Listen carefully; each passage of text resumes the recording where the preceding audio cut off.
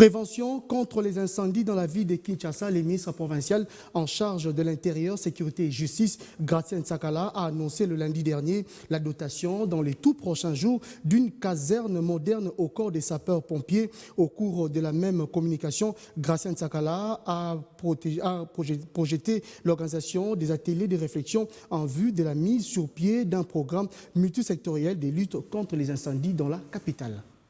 Il s'observe depuis quelque temps, à travers la capitale, et particulièrement dans plusieurs usines, des cas d'incendie provoquant plusieurs dégâts matériels et des pertes en vies humaines. Ces incendies de diverses souches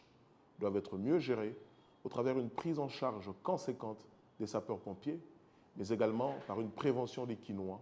au moins des extincteurs mis à leur disposition. Le corps des sapeurs-pompiers de la ville de Kinshasa bénéficiera très prochainement d'une caserne moderne avec un équipement à même de lui permettre de mener à bien sa mission. Par ailleurs, le ministère provincial de l'Intérieur, Sécurité et Justice, dont j'assume la responsabilité,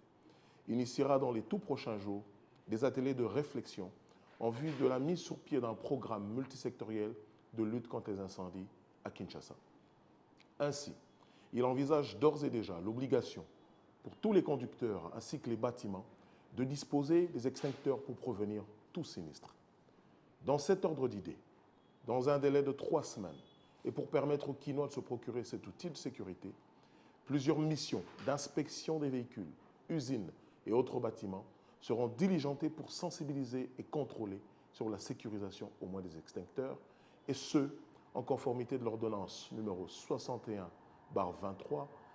du 10 janvier 1958 portant création et organisation des corps de sapeurs-pompiers, ainsi que de l'arrêté ministériel numéro 409/CAB/MIN/TVC/012/2007 du 20 avril 2007 relatif à la fixation des conditions des modalités des véhicules devant assurer le transport en commun des personnes en République démocratique du Congo. Pour éviter toute tracasserie, l'implication des organisations professionnelles, des structures publiques et des patronats est vivement souhaitée.